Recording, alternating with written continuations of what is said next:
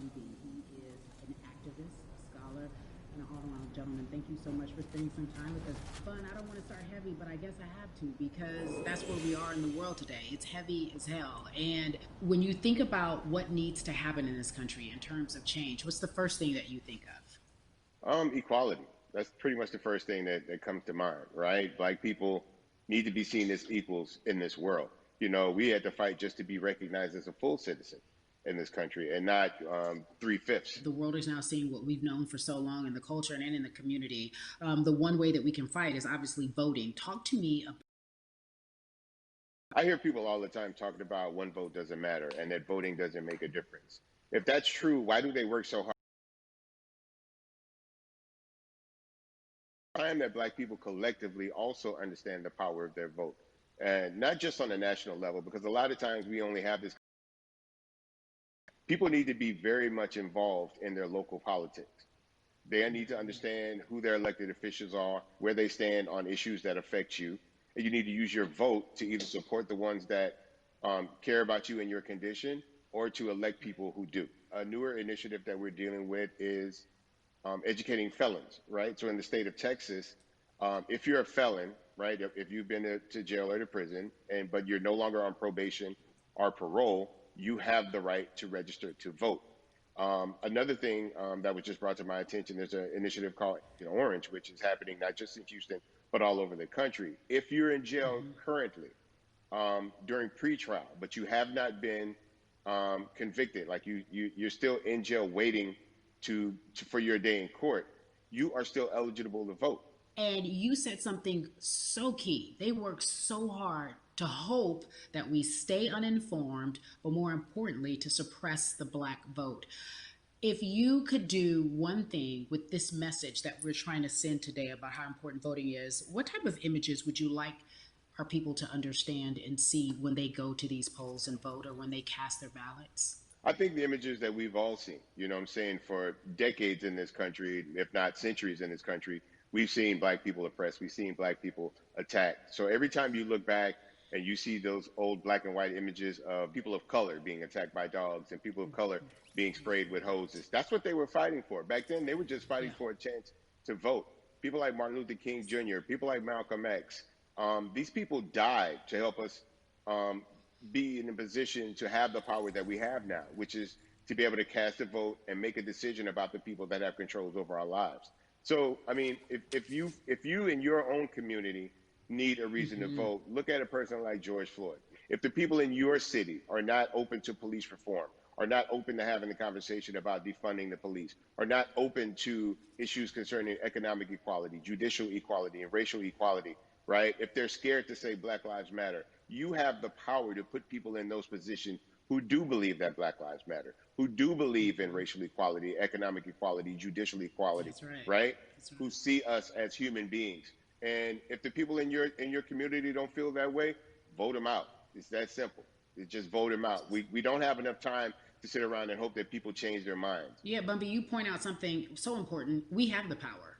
And that is in our vote, and that is with our voice, and that's how we use our voice. I think of where we are right now. People say this is a particular moment, but it is a movement, not just a moment, it is a movement. Why, in your opinion, was it George Floyd's death? Why was that the chosen brutality for people to say, oh my God, Black people are still oppressed in this country, and it is not fair? I think it's twofold, Carrie. In so many different encounters between people of color and the police, there simply is no proof of what happened in the interaction. And so what happens is, in a court of law, it tends to lean towards the policeman's point of view, right? In this case, we saw very clearly what happened. I think the other thing is due to the fact that everyone was at home, basically, during this time period in relation to the coronavirus, you couldn't avoid it, right? It was on every television station. It was on every social media platform. Everywhere you turn, you were constantly hit upside the head with this message. You see in the interaction that this man did nothing to deserve what happened. That's right. So well said, because if you think about it, in the grand scheme of things, it wasn't worth it, and he didn't have to lose his life. I think that you touched on something that a lot of people talk about, and that is now defunding the police. That has been such a huge conversation, but there's so many misconceptions around defunding and dismantling. If you will, educate the audience. All right, so most people, when they hear the term defund the police, they tend to think of, oh, they're going to take away our police department. Nothing could be further from the point. Defunding the police means that in certain communities, even Houston, take for example, we had over $1 billion allocated to our police force. Now, what is that money being used for? Some of that money tends to be allocated towards riot shields, right? Pepper spray, right? That kind of thing. That's only used against the people that fund this budget, right? So why would the people want to supply the police with the means to oppress them? If the police are concerned about the situations in certain Yep. communities with a higher crime rate, well, higher crime rates tend to happen in communities where there's not there's not employment opportunities, right? There's not a lot of social services, and people are going to do what they need to do to take care of For themselves sure. and their families. When the community has more opportunities for employment, more opportunities for upward mobility, then they tend to be a less of a strain on the government. They tend to have a lower crime rate, and because of that, we'll have less need for the police in those communities. You are passionate about so many different things in terms of making sure that we are holding our leaders accountable. Talk to me about some of the other projects that you're working on. Well, right now, obviously, being a part of More Than a Vote is essential. We're dealing with primaries in this country right now, and we just want to educate people. We want to inform people because people are tired, they're angry, they're concerned, and they want information and they want action. And so we want to make sure that we give them the right information and lead them in the right direction. And we thank the people that do not look like us for standing with us right now because it's very Amen. important that people who aren't black be involved because if black people could have gotten rid of racism, we would have done it hundreds of years ago. And so I'm trying to use my voice and my platform just to let people know that if they feel like I do, there's a number of places they can go to enact change in their community. People need to know about how their city council runs. They need to know that they have the ability to speak when city council meets, to let them know that that's not the way that they feel their city needs to be run. Those are not the places that they feel the money of their And Bud, community needs to be allocated. and Bubby, even a step further, they can run for office in their local community. They can run for positions. Like people act like they leave it up to somebody else. If you're upset, it's not hard to get on the school board. It's not hard to be a part of the city council. It really isn't. And depending on how small your town is, you could be a mayor. It's the power is with the people, and we need to just know that that's happening. Absolutely. And it's always been with the people. You know, if you look at Trayvon Martin's mother, Sabrina Fulton, right? She felt that there was a system of racism and a system of oppression that led to her son's death. And so what did she do? She ran for city council and she was elected to Yeah. city council. Our own former president, 44, Barack Obama, right, started in the community as an activist, ran for an elected position, became senator, ran for another elected position, and became president of the United Mm-hmm. States. So don't think that Mm-hmm. you can't make a difference. You know what I'm saying? You don't need a lot of money. You don't need a lot of power. Your voice is enough to make a difference. Amen. I feel like I need to go out and run for something. You gave me a rousing speech there, sir. I'd be remiss if I didn't ask you this. When I talk to my brothers, I have to ask you, as a black man, how are you doing? Are you okay?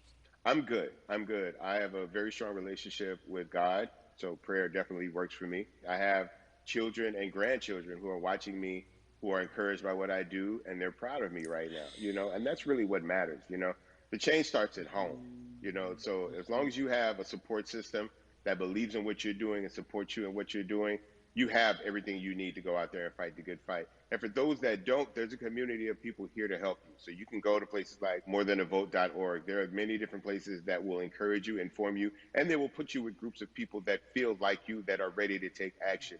So no one has to go about this alone if they want to do it. Yeah, yeah. We're stronger together. People have been saying it, but that has much more meaning now that we are in our movement, not just this moment. Bumby, it has been an education, always a pleasure. Thank you so much. I appreciate you. Keep fighting the good fight. Keep up the good fight.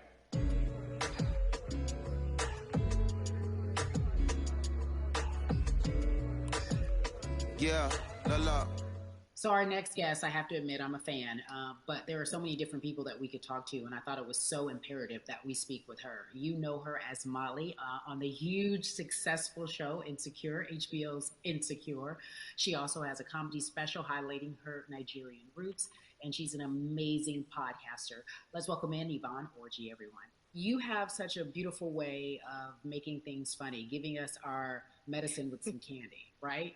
The humor and the Yeah. healing. You bring all of that to your space. And right now, as you look across this country and how everyone is so broken and so upset. If it's not social injustice, it's the pandemic, it's depression, it's unemployment, the list goes on and on. How are you doing, quite frankly? I'm rediscovering self in a way that is hard but necessary, that will lead to ultimate joy. I know it sounds like a lot, but no, I think I personally think that God put all of us on a global timeout. Like we just, America hasn't done as good as other people when it comes to timeouts, because everyone else is out playing at recess, and we're still in the principal's office hoping and wishing we can come out. But I think that if we settle into the timeout and really learn the lesson that we're supposed to learn from this season, I think we'll emerge better. We'll learn how to play well with others in more ways than one. And so personally for me, I'm taking this time to learn me in a new way. I feel like I'm being ushered into a new season, and I'm getting still, because sometimes the busy uh, confounds the work that we're supposed to actually be doing. We're busy doing other stuff, but we got work that we need to do on the inside. And I'm leaning into it. I'm like, dang, I thought I was gonna be able to rest like everybody else. And God's like, nah, we got work to do. You know what? And I think that's what everybody is saying about 2020. It's demanding that we be better. And you said it's a global timeout. What do you mean by that? Yeah, it's like everyone sit down, be humble, to quote the great prophet Kendrick Lamar. Uh, but like, no, seriously, sit down and let's reevaluate some things. Let us unearth and shake up the things that we have been trying to hide within ourselves, within our nation. I think America is going through an unraveling right now, a much needed, a much necessary one. And I think all eyes on us, right? There is no, oh, I was on the subway for an hour, so I didn't miss that thing that happened. No, everybody was home. Everybody, was watching when George Floyd died, and everybody, no one could hide it. Everyone was watching when Amy Cooper called the cops. Like, this is a time where it's like, oh, we can't pretend it away. We can't excuse it away. No, no, no, no, no. It's a global timeout. Sit down, watch, and let's learn. And globally, it's like, hey, we were going business as usual, but it ain't usual no more. Like that's old. Anytime change occurs, it's very uncomfortable. And so right now we're sitting with we're getting we're getting comfortable with the uncomfortable. The minorities, we've been comfortable with being uncomfortable, because that to me explains just the existence for whatever we want to do, how we break into our careers, how we live our lives, how we find ourselves one of the few or one of the first. And that's a lonely road. When you look at, and when you talk about this global timeout, everybody had to pay attention to Amy Cooper, everyone had to pay attention to George Floyd. How is that helping us as a people, as a country, during our global timeout? I think, well, one, we're not minorities, Carrie. You already know it. It's like these labels that they put on us. It's Yeah. like the same way of saying like black on black violence. Also, there's no white on white violence. It's branding, Yeah, right? great. It's all Yeah, branding. you're right. You're And it's right. like white people kill white people every single day. So no, there is no black on black violence. And if you say black on black violence, well then let's brand white on white violence. Like I watch Mhm. Investigation Discovery. Ain't too many of us been featured. So, I just even like, but to answer your question, what does that do? I think what everyone expected is what has happened in the past when the world was still open, right? In that, okay, you had everyone, from Trayvon Martin to Castillo to Sandra Bland, you had all of these lives lost, and black people made some noise. We rioted, we got out in the streets, we started the Black Lives Matter movement, all of those things. And then white people kind of just like, oh, let's give them something.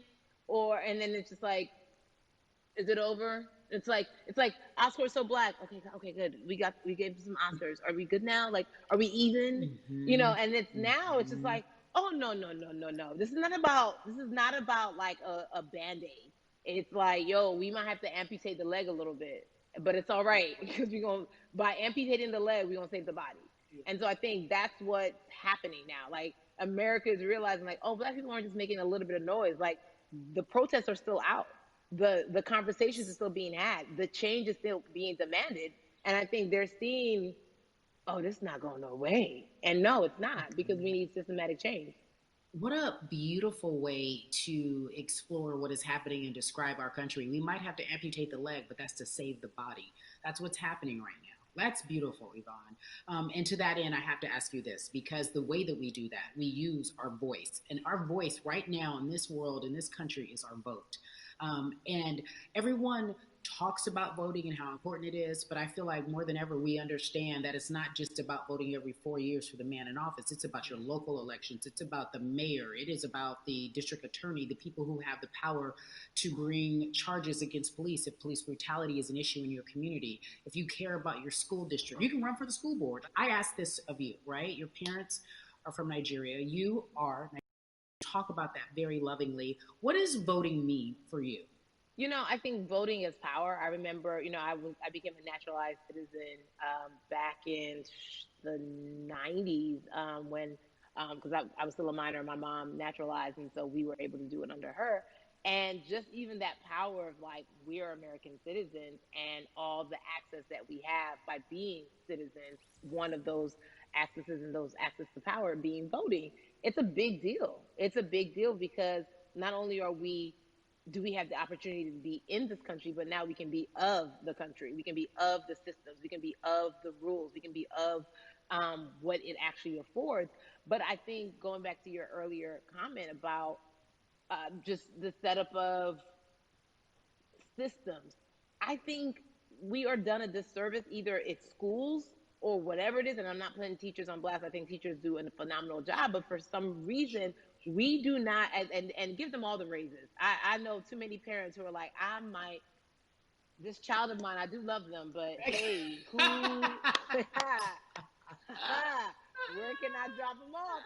And I do think that there is a disservice done because, again, when we talk about voting, to your point, we talk about every 4 years. It's important to vote for the presidency. We don't realize, like, oh, snap, we actually can vote about, like, how much our libraries get. It's like small things like that, but they make a big difference. When you think of voter suppression in this country, what does it look like for you? It's the systems. When we talk about voter suppression, we also talk about systematic racism, right? It's all the systems that set up. And we've normalized, okay, maybe your job will give you a half day, or maybe, you'll be able to get this luxury. It shouldn't be a luxury. It should be built into the system. It should be built into the fabric of how we vote. But maybe you'll be able to get this luxury in order to enable you to go vote. Think about everything disenfranchised, marginalized Black person has to endure in a day. So in a day, you need to get to work. If something happens to your car, if something happens to your child care, if something happens to, there's so many factors along the way that can send you into a tailspin as an American. And then you add on as a person of color.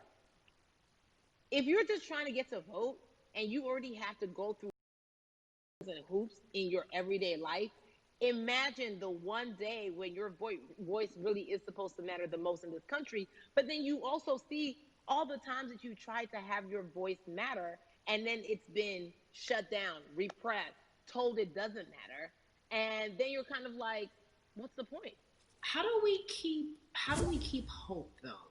If I'm watching this right now, how do we as a people stay hopeful? How do we believe in the promise that these quote unquote forefathers have given us? Because have you met Black people? By default, like hope is infused in our DNA. Like you know what I'm saying? Like by default, like if we haven't been broken now through, be it through Right. slavery, through Give capitalism, it to me. through Give it to me. colonization, through Yeah, segregation, you're right. through I mean, listen, the history of Black people in this country is, at one point we were 3/5 the people. Mm-hmm. That's it. At one, That was a written law. And look at us now. We are whole. We are Black girl magic. We are Black boy joy. We are, what I'm saying? mm-hmm. What I think about in terms of giving us hope, right? We're making a lot of people nervous right now, Carrie. We're Oh, making a lot of people Ben. nervous right now because they're like, dang, we put all these obstacles in their way, and these jokers are resilient. But that should give us hope. That should give us hope that, like, we can't stop, won't stop. I mean, I went to the school of Diddy, you know what I'm saying? Hashtag, Harlem shaking it right now. Can't stop, won't stop. And I think that's our motto. We can't stop voting and we won't stop voting. We can't stop marching and we won't stop marching. We can't stop thriving and we won't stop thriving. To that end, because you led me directly there, I've been asking everyone who's appeared on this platform, what does activism look like? And I feel like back in the day, we had an idea. Yes, it is marching. Yes, Yeah. it is protesting. Yes, it is speaking out against things that we feel are not right or unjust. But talk to me about what activism looks like for Yvonne Orji. Listen, activism, I think the beauty of activism is that it has many faces, right? You're going to have the people on the front lines. Like, you know what? Martin Luther King marched, but there were a lot of women who were in the homes like, hey, BT Dubs, when they come back, this is how we support all the people who are marching on the front lines. And we're going to be here doing what we know to do best here. And you know what? Somebody needs to bail them out of jail so now we need to be in the community, getting money or whatever it is. So it's like everybody has a position to play. And so play your position like a shortstop, bruh. So whoever you are and whatever you do, play your position. So activism could look like, you know what? I'm not the one that's built to be on the front line, but you know what? My pockets go deep, so I'm gonna support the people on the front line. I'm a comedian. Black joy is a form of activism. There's always a call for entertainers or celebrities that have the platform to do something. Why aren't you speaking out? I'm not a believer in thinking that it's mandatory. Like you said, everyone can be an activist and be activated in different ways. But talk to me about the connection. Talk to me about the marginalization in your world and how you feel like it even inspires you to say more and use your platform to do more. Beneath the surface of what we do, like Niecy Nash says, it's the the who, right? The who is the person who's going to be like, hey, let me call this out. Either blind racism in terms of overt racism, in terms of ways that we can be better, in terms of ways that we can actually be more uplifting to the community that you may not even realize that you're serving. Before I let you go, talk to me about the urgency, in your opinion, for people to vote, our people to get out and vote this coming election. Yeah, I mean, guys, guys, guys, if you think you're tired now, I'm telling you right now, we cannot take this sitting down. We can't take this jokingly. I understand that it may be hard to figure out who to vote for, but at the end of the day, we got to vote for our families. We got to vote for our legacies. We got to vote for continued progress. We have to vote for upward mobility. We have to vote for equality in a way that is long lasting. And if we succeeded before, we can do it again. You talk about the hope. This is the time. This is not the time to give up. This is not the time to pretend a way that we haven't made progress. We have. There's still much more to be done. And you know what? We might have to get to a point where we pass the baton to our children and our children's children, but we still have work to do now for that generation. Yvonne Orji, you are everything. You are Molly, but you are not Molly. But I love you so much as Molly on HBO's Insecure. You are an amazing podcaster, Jesus and Jola. Shout out to Lovey. And then we also have movies. Like you, the world, you're a model, a cover model. Also, wait, don't let me forget your hugely successful stand-up comedy special on HBO. Girl, you doing it all. And I am so grateful. You are truly the dream, not just the American dream. You're the black girl, brown girl, do it all dream, the immigrant dream, everything. You're a beautiful, beautiful soul. I really, really mean that from the bottom of my heart. Yvonne Orji, ladies and gentlemen, nothing but the best and excellence personified. Thank you so much, my friend. I love you so much, Mama. Mwah.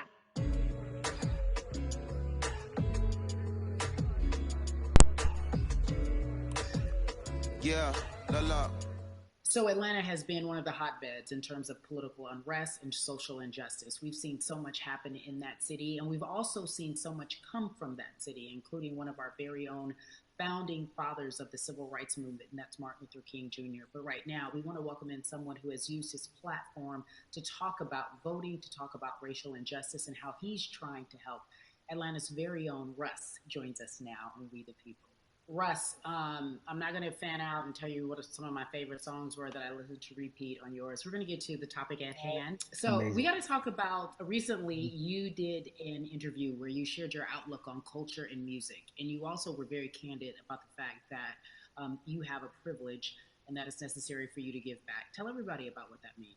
As like it's very obvious, I'm white and I'm in black culture and I'm benefiting financially off of it. So I feel like if you're a white person financially benefiting off of black culture, you have to put finances back into black culture. It's just that simple. The screenshots with your feelings, it just comes off like fake empathy because it comes off very dismissive and very oh, that sucks for y'all, but anyway, back to what I was doing. Have you felt that way always, or is it now because of the time of where we are in this country? I've always had the feeling. I think now it's just obviously elevated. It's a new level, and there's new, it's to the point now where you can't.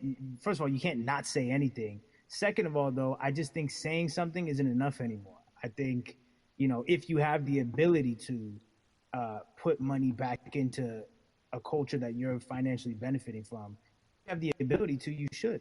It's interesting that you talk about it in that way because some people do believe that silence is the best way to go because it's hard to talk race, especially if you're white and you're in the black culture. People just feel as if they can't talk about it. They feel awkward. They feel as if they don't have the privilege or the voice or the words. How do you find yourself right now in terms of interacting with people when they want to talk to you about social injustice, police brutality, what's going on in this country right now? Well, first of all, picking and choosing whether you want to be silent or not about race, that's a privilege in and of itself. But no, I mean, I try to just do my best to listen to the black people around me and the educated black people I have in my life. So I do my best to not act like I have all the answers for everything, especially in a culture that I'm not from. But that's why when we decided to raise the money for Black Lives Matter organizations, when we raised 500,000, we got on the phone with some of the women who started Black Lives Matter. I got on the phone with Tamika Mallory. I was on the phone with Karen Civil and talking with my friends to make sure the money went to like the correct places, and people who really need it. It's just about listening. That's all. It's about listening. Let's talk about that for a moment because the way I think of activism, for me, it looks very differently. It's not necessarily just protesting on the front lines. I think that's great. But what about being an activist in the way in which you have decided to be one? What inspired you? What did it look like? You said you raised money for Black Lives Matter. What did you do? Mm-hmm. Walk us through everything that you did and how you find yourself in this moment right now. So for me, it was 3 years ago. I had like a string of festivals, and I decided that I was going to wear T-shirts with a message on them because I figured, what better time to use a platform than in front of a bunch of people. So one of the T-shirts I wore was, "If you want to change the system, speak up. White silence is pro-racism." The whole thing, and it didn't really it kind of got swept under the rug back then. But when all this stuff started happening again, and it's been happening, the police brutality against innocent black people, I was like, man, I'm not the biggest artist in the world, and I certainly don't have the most white fans in the world, but I got a good amount of people that I can definitely mobilize and turn into some money, and I know they're down for the cause because it's merch, it's a good thing, and I've always been outspoken anyway, and so how am I going to be in black culture and not be outspoken about racism? And then I got to ask you this because you grew up in Atlanta, so that gives you a heads up, depending for so many people, because you're in the crux of that beautiful black city where there are so many wonderful black leaders, home of so much great music and things that speak to our culture right now. And we are really, really getting our word out, especially with this platform today, and saying that we must use our voice to vote. Talk to me about what the importance of voting for you in this upcoming election. Yeah, so full transparency, I had never voted before, ever. And because, I was one of those people who was like, my vote doesn't matter. And, and I don't know, this is a bit of a privilege to say it's got to a breaking point for me, because obviously it's been past the breaking point for black people. But I think that as a whole, the young people need to get out and vote, because we're the ones that never show up. You know what I mean? We never show up to vote, but we're the future. So it's like, look, we got to go out there and vote, and then whatever happens, but at least we did our part. You got to do your part. You're very candid in saying that you just decided to vote. And I think there's a beautiful irony in the fact that you have your fans saying, because of you, I'm voting. Right. And there's something beautiful about that. But I want to know why now for you? Why in this moment is it important for you to vote? And what hit your spirit to say, yes, this is the time to do it? Honestly, because I think that George Floyd really uh, woke up a lot of people who, including myself, who I was vocal and outspoken about racism. I put it in my lyrics. I put it on T-shirts. I would talk about it in interviews. Like, I was vocal about it. But that video in that moment, I think me along with a lot of other people just kind of was like, all right, like words are simply not enough anymore. We gotta do something, whether it's raising money, whether it's voting or all the above. Like we got to do something, and I'm ashamed that it took that for me to be like, I need to raise money and I need to vote. It's a shame, and I don't know. I guess it snapped a bunch of people out of it. And even if you were vocal and whatnot, it's time to actually put your money where your mouth is. It's time to go vote. It's time to just stop talking about it and be about it. And it's been time for that, but like I said, I'm ashamed that it took me this long to actually really, really be about it, but I'm here now. So, Russ, we all know that this is going to be your first time voting. Tell me what that Yeah. experience is going to be like for you in terms of what you're excited about. I think you know what it's gonna do for me. It's gonna let me know that I'm contributing to something bigger than myself, and I'm actually putting my money where my mouth is, and I'm being about it. Because for so long, and I know I'm not alone with this, but standing on the outside and just screaming about this and that and this should change, and it's like, all right, but did you vote? you know and so I know it's going to feel good to know that I played a small role. And that's the problem. I think the mentality of like my vote doesn't matter needs to be changed to my vote, albeit small, does matter. It's a role I'm playing, and if I play my part and you play your part and he and she plays their part, then we make a difference. But it'll feel. I have a feeling it's gonna it's gonna feel very, very bigger than me. I mean, I think when you realize that giving uh, actually feels better than receiving, that's when you start wanting to do your part and contribute. So, voting is an easy way to give.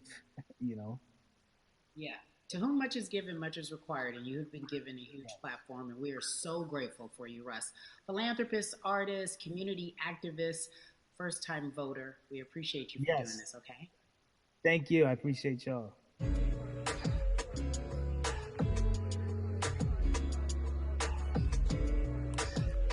Yeah, la la. So, cities like Atlanta and Chicago have been at the forefront of the discussions, especially now in this country when we're talking about COVID 19 and systemic racism, as well as police brutality and what we can do in this country.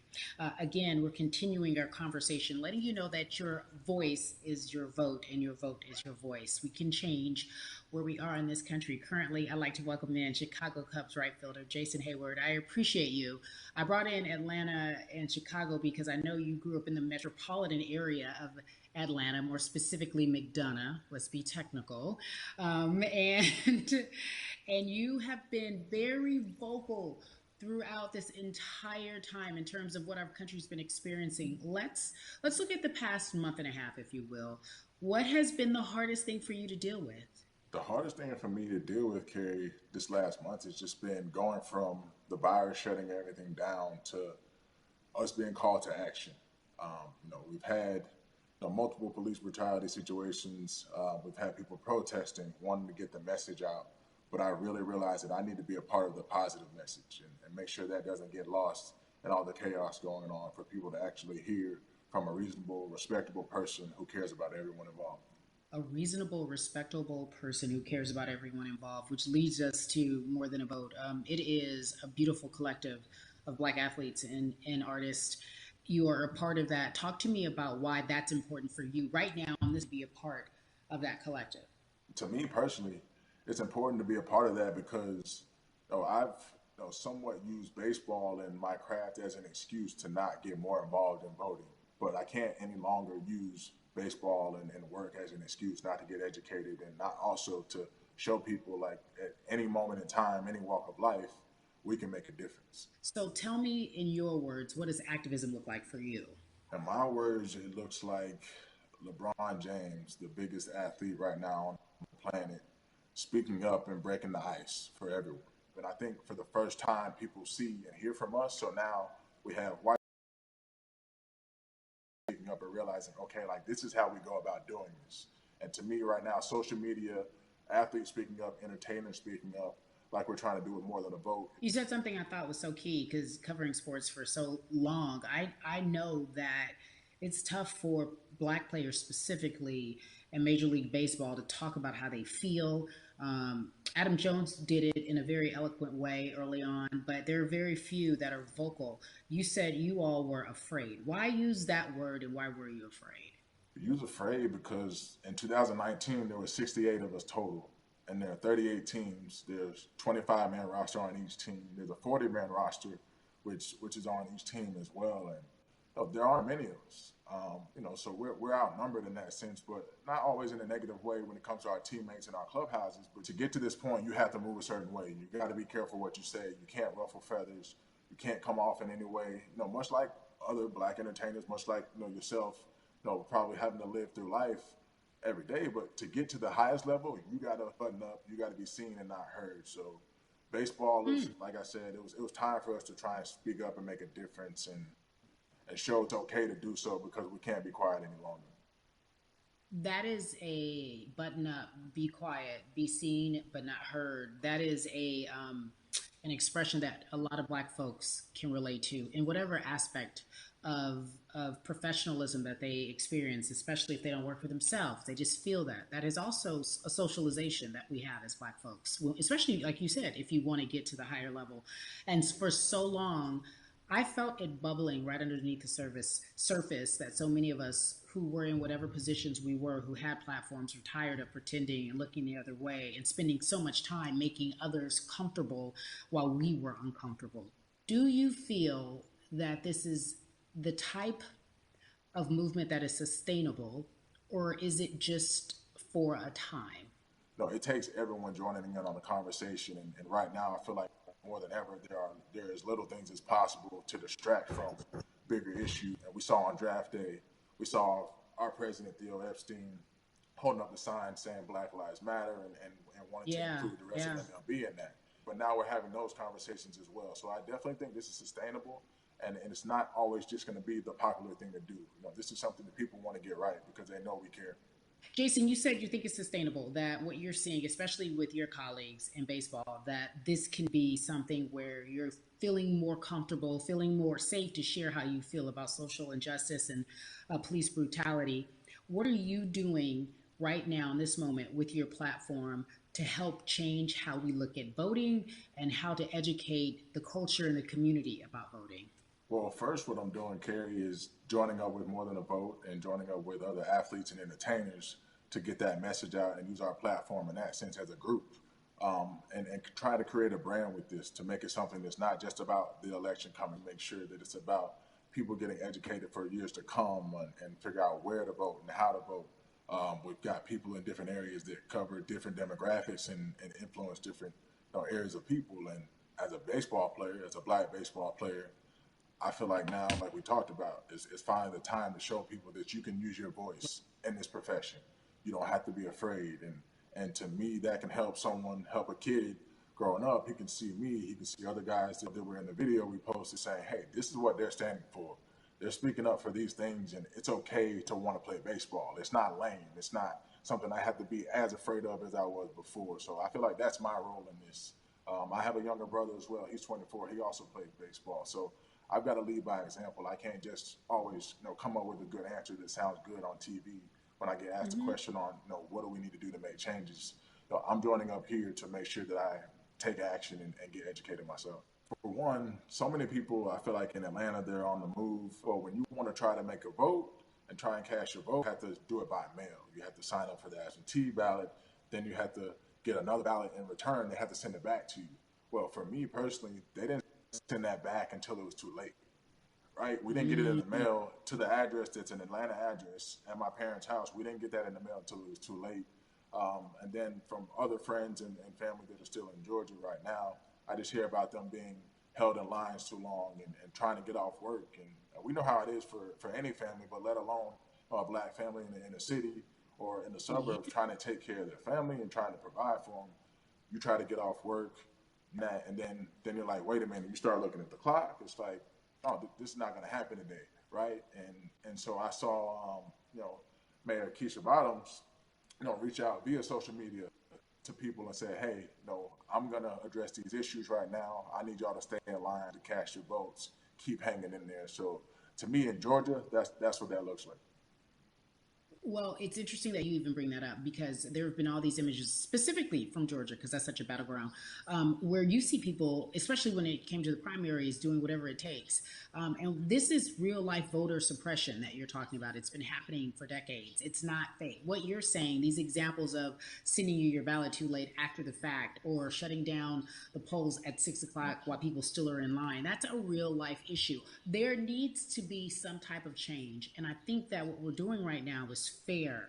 But the idea of voter suppression, do you think that is well known, especially with folks, within the generation, your generation?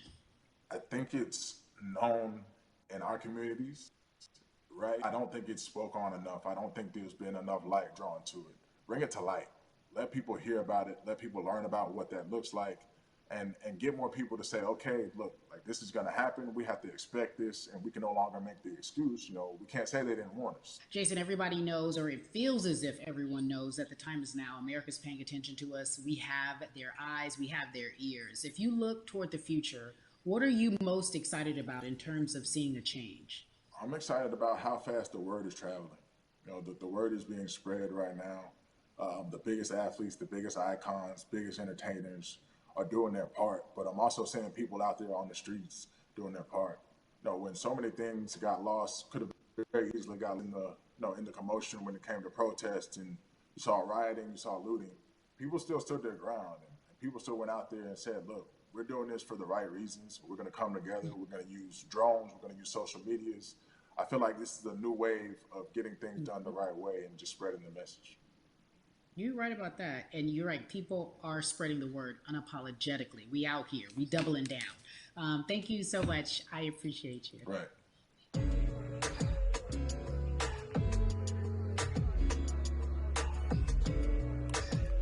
Yeah, la la. Hey, everybody. I am so excited to welcome a friend, a brother, family member, if you will, former colleague, NBA great, sports analyst, philanthropist. He does it all, and he's here to give us his time and his platform to talk about something that is so important, that is voting. Everybody, welcome Jalen Rose to We the People. Talk to me about how important it is for the people who know you and love you and look up to you. Why is it so important that you use your platform to talk about voting? Initially, we have to get past the stigma of the mental systemic racism that comes with the presidential race, governors, mayors, senators, judges. We've been conditioned to believe that our vote does not matter. So usually when we looked up at all of those races and people that were running, not only did they not look like us, we didn't believe they were there to represent our best interests. So therefore, as a collective, we didn't mobilize until Barack Obama, and we felt a sense of hope that finally our country is going to do something that we felt would never happen in our lifetime. And I remember being at the inauguration in 2008. I made sure I was there. And we voted. In 2016, we didn't vote, Carrie. We didn't vote. And so many people try to make this political. This is not political. Me telling somebody to vote is like telling somebody to pay taxes. So that's one, getting over the stigma of nobody is going to represent our best interest. And then number two, the reality is that the person that gets the most votes doesn't necessarily win the presidency. That's uncomfortable right there, because that's actually what took place in 2016.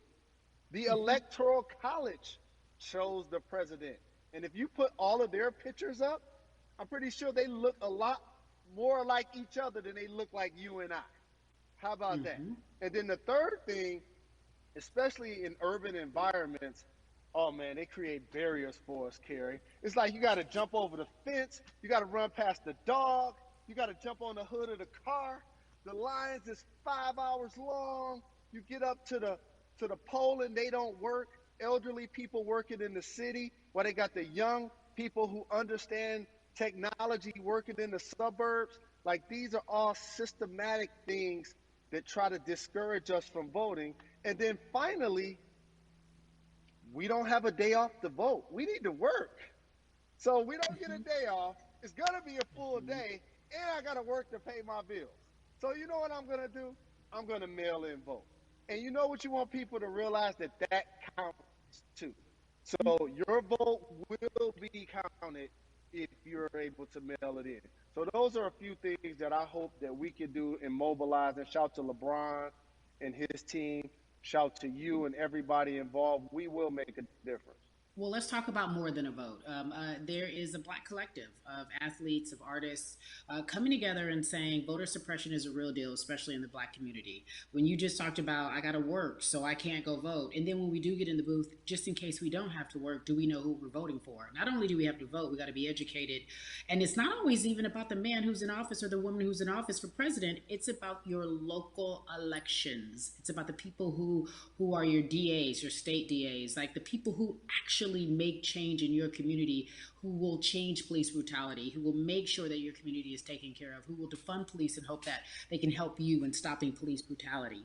So talk to me about why you decided to be a part of More Than a Vote and what it actually means. Well, it means a lot to be involved with such an impressive collective as you mentioned. And I said this multiple times, and I know it can be uncomfortable when I say it, but a lot of times we have to get to the root of the issue before we find a solution.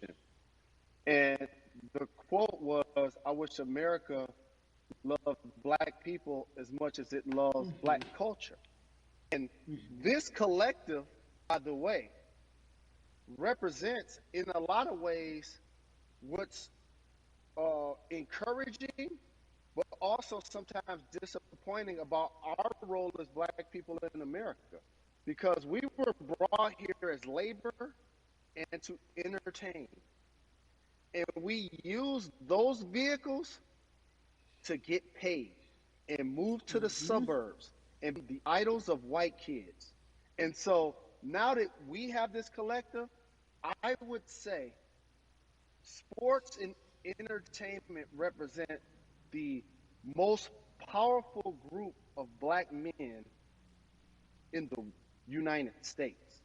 I'm talking about money, power, celebrity, the ability to mobilize, community involvement, their leadership, their intellect.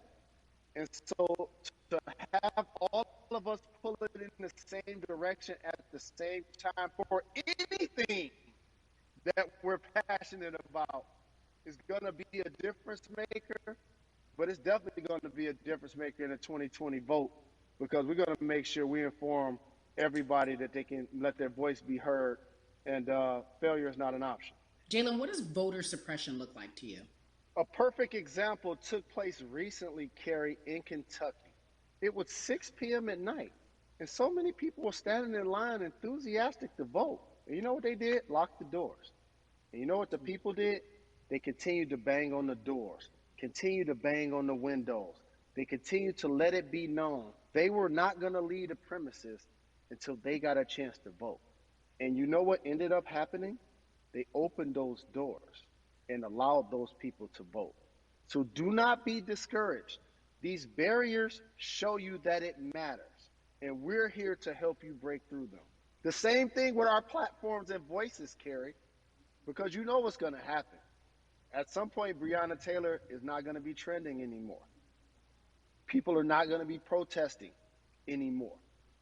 But it's still up to us to keep making sure that our voices get heard, and this is one way to do so. Right, and that is a form of being activated, being an activist. It doesn't have to be protesting. It doesn't have to look like what you think traditionally activism looks like. It's voting. It's that simple. We now have to understand, like, this is a critical mass moment for this movement to continue to hold up as much steam for as long as possible. And Mm-hmm. that's what this collection is going to hopefully allow for that situation to happen. Jalen, in today's age of technology, it should be easier to vote. No doubt. It's like we call these devices smartphones, but yet I can't vote from them. All of the things that we do in our lives are in our phones. All of these barriers are things that people will need to overcome in order to create a level of enthusiasm to vote. And again, this is not political. It's your right to do so. And there's so many times where you feel like somebody may have gotten done unjustly in your community. Pay attention to who the judges are, who's running for Senate, mayor, governor. Pay attention who's running for president. And let's make sure in 2020 we make a difference. Why is more than a vote so important and invaluable in our community right now? Well, because right now, I think we have an opportunity to let our voices be heard louder than ever. Anytime you see the mobilization of white kids holding Black Lives Matter signs, that means there's a breakthrough. Now, what happens with that breakthrough is the next step. You're going to look down in your email, Carrie. You're going to see all of these companies telling you how they're going to work on their diversity, how they're looking themselves in the mirror. They need to make change, just like in sports, right? You look on the field and on the court, all those black players. The further you get up, it's like altitude or a ladder. It gets thinner and thinner. And so a lot of people talk about the system being broken. I hate to remind people that it's not broken. It was built this way. And one of our ways to help change the system is to vote. So that's why more than a vote is so very important, so we can make sure everybody participates and gives themselves an opportunity to let their voice be heard. I think it's interesting because you talked about black men being very powerful in the U.S. if they're athletes and entertainers, because for so long those have been the only avenues traditionally to create wealth. The NBA season comes back. What are your feelings on the season coming back in the midst of everything that is happening? I think you'll see players challenging the establishment more. You're going to see them saying, okay, if you have all of these marketing and promotional deals, how many of them are with minorities? How many people are you employing in NBA?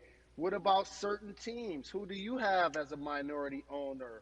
Or what about the candidates that you have for positions of power? NBA players have proven as blacks that they are now movers and shakers in the game. They're now the dog, not the tail. So if they decide not to play, some of the biggest social changes and conversations have taken place in sports that weren't during the game. Colin Kaepernick was before the game. The Ali Summit was a press conference. So they could mobilize if they chose to. But when and if you do play, challenge the league. Black Lives Matter on the jerseys. Continue to make sure that every time people are watching the game, they're also seeing the movement happen. Jalen, I appreciate you because you are always entertaining and informative at once. I really, truly am looking forward to the NBA season. Thank you for working with More Than a Vote because your voice, your platform, all of it is needed, my friend. Be safe, okay? Yes, ma'am. I love and appreciate you. One call away always. Thank you. Love you, brother. Love you too. Every conversation that we had today, I hope was helpful for you. I am so grateful to everyone who came on with me to talk about what's going on in our culture and how we need to change. Huge shout out to Jalen Rose, Bun B, Jason Hayward, Yvonne Orgy, and Russ. Their words were inspiring, but also important and invaluable. I hope your phone is full with all the information that we've been able to place in front of you. Again, you need to check out these resources because they are so important because we want you to vote. That is your voice. It is important. We, the people, want you to vote. So go to morethanavote.org, fairfight.com, and when we all vote.org. Again, thank you so much for joining us and paying attention, because this message, again, is invaluable. I'm Carrie Champion for We the People.